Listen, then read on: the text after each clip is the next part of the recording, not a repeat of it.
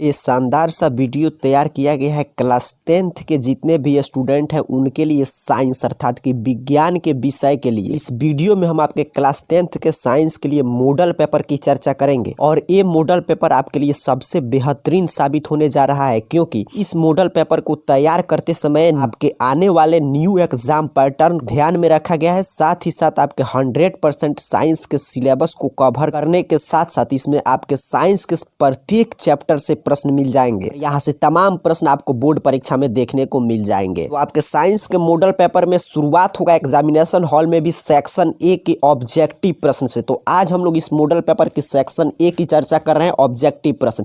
यहाँ पे इंस्ट्रक्शन अब ध्यान से पढ़ लीजिए, लिखा है प्रश्न संख्या 1 से 48 तक वस्तुनिष्ठ प्रश्न है।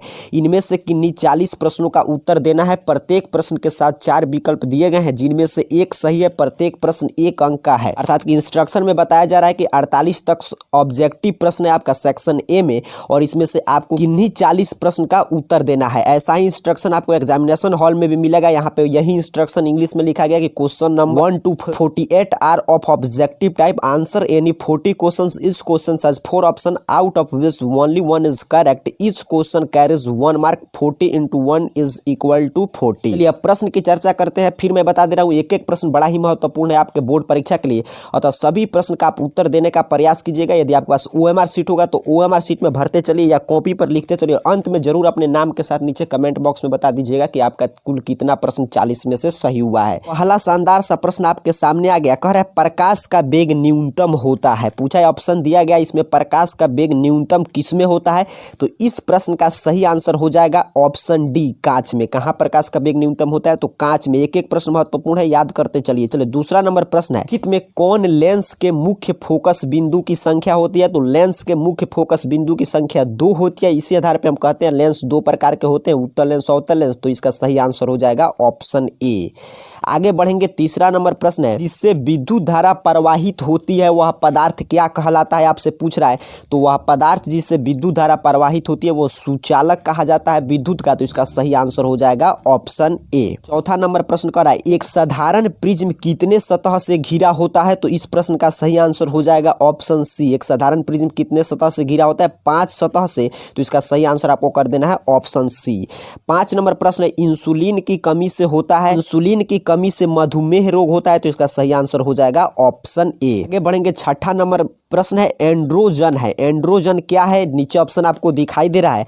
तो एंड्रोजन एक नर हार्मोन है। तो इसका सही आंसर हो जाएगा ऑप्शन ए। नंबर महत्वपूर्ण प्रश्न है, कर है, वृक्क के संरचनात्मक एवं क्रियात्मक इकाई को क्या कहते हैं? वृक्क के संरचनात्मक एवं क्रियात्मक इकाई को नेफ्रॉन कहते हैं। तो इसका सही आंसर हो जाएगा ऑप्शन डी। चलिए 8 नंबर प्रश्न की बात करें तो कह रहा है, निम्नलिखित में कौन पादप हार्मोन नहीं है? आपसे जो ऑप्शन दिखाई दे रहा है इसमें से पूछा है कौन पादप हार्मोन नहीं है। तो सी नंबर ऑप्शन ध्यान से देखिए, ऑक्सीटोसिन जो है ये पादप हार्मोन नहीं है। तो इसका सही आंसर हो जाएगा ऑप्शन सी।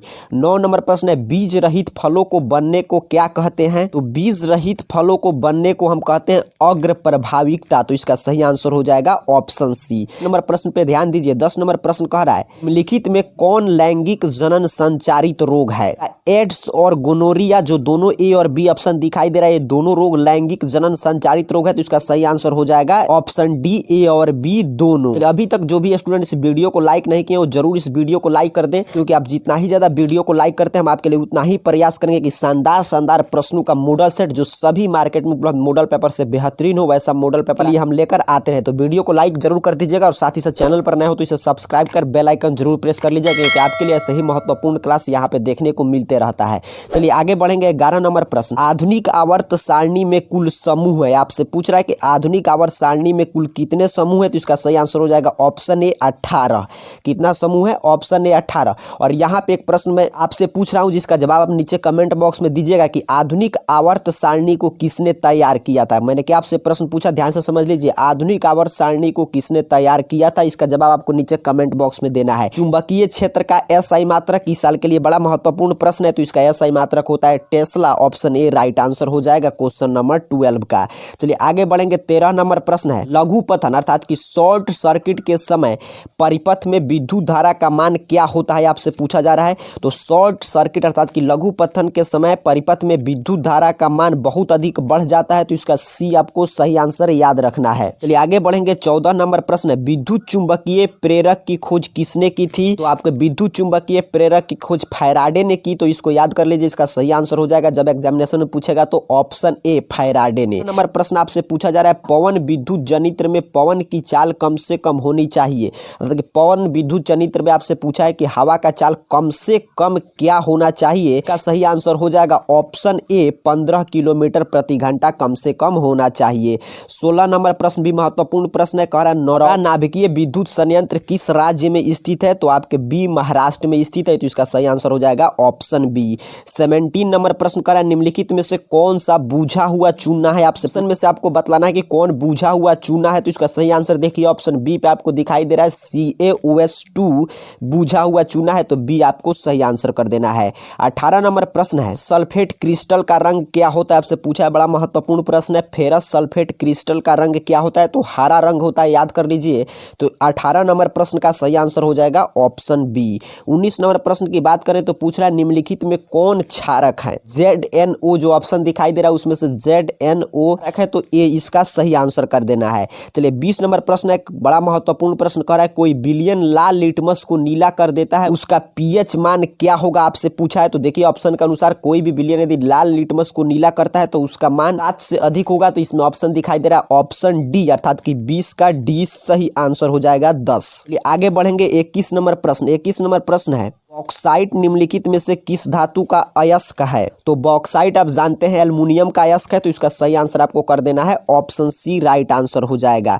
22 नंबर प्रश्न है, लोहा निकेल और क्रोमियम के मिश्र धातु को क्या कहते हैं? लोहा निकेल और क्रोमियम के मिश्र धातु को हम स्टेनलेस स्टील कहते हैं, तो इसका सही आंसर हो जाएगा ऑप्शन डी। 23 नंबर प्रश्न की बात करें तो कह रहा है, एसिटिक अम्ल का IUPAC नाम क्या है? पूछा है कि जो ऑप्शन दिया गया इसमें से एसिटिक अम्ल का IUPAC नेम क्या है, आपको बतलाना है। सही आंसर हो जाएगा ऑप्शन सी एथेनोइक अम्ल। चलिए 24 नंबर प्रश्न की बात करें तो कह रहा है, सरलतम हाइड्रोकार्बन इसमें से कौन है? तो आप जानते हैं सबसे सरलतम हाइड्रोकार्बन मीथेन है, का सही आंसर हो जाएगा ऑप्शन ए मीथेन। चलिए 25 नंबर प्रश्न, ऊर्जा का SI मात्रक क्या होता है? तो देखिए ऑप्शन में दिखाई दे रहा है जूल, तो इसका सही आंसर हो जाएगा ऑप्शन बी जूल 25 का राइट आंसर हो जाएगा। 26 नंबर प्रश्न, आधुनिक आवर्त नियम के अनुसार तत्वों का गुणधर्म है? इस प्रश्न का सही आंसर हो जाएगा ऑप्शन बी परमाणु संख्या का आवर्त फलन है, परमाणु संख्या का आवर्त फलन है। चलिए 27 नंबर प्रश्न आ गया, बड़ा ही महत्वपूर्ण प्रश्न है, करा अष्टक सिद्धांत का प्रतिपादन किसने किया था? तो इसका सही आंसर बिल्कुल आसान प्रश्न हो जाएगा, न्यूलैंड्स ने। किसने? न्यूलैंड्स ने, अर्थात कि ऑप्शन बी सही आंसर होगा। चलिए आगे बढ़ेंगे 28 नंबर प्रश्न, हीलियम कैसा तत्व है? आपको बतलाना है कि हीलियम कैसा तत्व है। हीलियम अक्रिय तत्व है, तो इसका सही आंसर हो जाएगा ऑप्शन ए राइट आंसर होगा। 29 नंबर प्रश्न की बात करें तो पूछा गया, पत्तियों में गैसों का आदान प्रदान कहाँ होता है? ऑप्शन आपको दिखाई दे रहा है, तो जानते हैं पत्तियों में गैसों का आदान प्रदान रंध्र में होता है, तो इसका सही आंसर हो जाएगा ऑप्शन बी। 30 नंबर प्रश्न की चर्चा करें तो कह रहा है, मैग्नीशियम पाया जाता है, हर साल के लिए बड़ा महत्वपूर्ण प्रश्न रहता है, मैग्नीशियम क्लोरोफिल में पाया जाता है, बिल्कुल याद रखिएगा, तो इसका सही आंसर हो जाएगा ऑप्शन ए। चलिए आगे बढ़ेंगे, आपके 31 नंबर प्रश्न है, स्वपोषी पोषण के लिए आवश्यक तत्व है? तो स्वपोषी पोषण आप जानते हैं पेड़ पौधों में पाया जाता है, तो उसको प्रकाश संश्लेषण में CO2 चाहिए, क्लोरोफिल चाहिए, सूर्य का प्रकाश चाहिए, तो इसका सही आंसर हो जाएगा इनमें से सभी। फिर मैं आपको यहाँ पे बता दूं कि सभी प्रश्न बड़ा ही महत्वपूर्ण और सटीक प्रश्न आपके लिए गेस किया गया, ताकि आपके लिए गेस पेपर का भी काम करे, और मॉडल पेपर तो है ही, बिल्कुल न्यू एग्जाम पैटर्न को ध्यान में रखा गया है, इसलिए एक एक प्रश्न को ध्यान से समझकर याद करते चलिएगा। तो आगे बढ़ेंगे, 32 नंबर प्रश्न आपके सामने आ गया, करे रक्षी कोशिकाएं पाई जाती है? तो रक्षी कोशिकाएं पत्तियों में पाई जाती है, तो इसका सही आंसर हो जाएगा ऑप्शन बी। 3 नंबर प्रश्न है, मनुष्य के युग्मकों में गुणसूत्र की संख्या कितनी होती है? तो आप जानते हैं मनुष्य के युग्मकों में गुणसूत्र की संख्या 46 होता है, अगर जोड़ा में पूछेगा तो 23 जोड़ा या 46, तो इसका सही आंसर हो जाएगा 46। 34 नंबर प्रश्न है, एक लिंगी पादप का उदाहरण इसमें से कौन है? आपसे पूछ रहा है कि जो पे पेड़ पौधा का नाम दिया गया है इसमें से एक लिंगी कौन है, बड़ा महत्वपूर्ण प्रश्न है। तो पपीता आप जानते हैं एक लिंगी पादप का उदाहरण है, तो इसका सही आंसर हो जाएगा ऑप्शन बी। चलिए 35 नंबर प्रश्न की बात करें तो पूछा जा रहा है इनमें कौन अलैंगिक जनन की विधि है? विखंडन, मुकुलन, द्विखंडन, ये सभी अलैंगिक जनन की विधि है, तो इसका सही आंसर हो जाएगा ऑप्शन डी राइट आंसर हो जाएगा। 36 नंबर प्रश्न बड़ा ही महत्वपूर्ण प्रश्न है, कह रहा है पुरुषों में कौन सा लिंग गुणसूत्र होता है? तो पुरुषों में जब पूछा जाए तो XY गुणसूत्र होता है, तो इसका सही आंसर ए। वही प्रश्न अगर पलट के पूछ दे महिलाओं में तो इसका आंसर हो जाएगा ऑप्शन बी XX। चलिए आगे पढ़ेंगे 37 नंबर प्रश्न की बात करें, प्राकृतिक चयन का सिद्धांत किसने दिया है? प्राकृतिक चयन का सिद्धांत आप जानते हैं डार्विन ने दिया है, तो इसका सही आंसर हो जाएगा ऑप्शन सी। 30 नंबर प्रश्न है निम्नलिखित में किसे आप उपभोक्ता की श्रेणी में रखेंगे? तो इसमें से उपभोक्ता कौन है? ऑप्शन सी जंगली जानवर क्या है? उपभोक्ता है। 39 नंबर प्रश्न बड़ा महत्वपूर्ण प्रश्न आ गया, कर सही आहार श्रृंखला आपको देखकर ऑप्शन बताइए कि इसमें से आहार श्रृंखला सही कौन है? तो बिल्कुल आसान प्रश्न है, ऑप्शन डी आपको दिखाई दे रहा है, घास को हिरन खाता, हिरन को शेर। सही आहार श्रृंखला होगा ऑप्शन डी। 40 नंबर प्रश्न की बात करें तो पूछा जा रहा है निम्नलिखित में कौन प्राकृतिक संसाधन है? तो वायु, जल, मृदा सभी प्राकृतिक संसाधन है, तो इसका सही आंसर हो जाएगा इनमें से सभी। यही आज के महत्वपूर्ण 40 प्रश्न थे। तो इस मॉडल पेपर हम लोग आज सेक्शन ए अर्थात के ऑब्जेक्टिव प्रश्नों की चर्चा कर चुके हैं। यदि आप चाहते हैं क्योंकि बिल्कुल शानदार सा मॉडल पेपर आपके लिए तैयार किया गया है कि इसका सब्जेक्टिव प्रश्न की हम लोग चर्चा करें, नीचे कमेंट बॉक्स में जरूर बताइएगा। साथ ही साथ इस वीडियो को लाइक जरूर कीजिएगा और चैनल पर नए हो तो सब्सक्राइब कर लीजिए।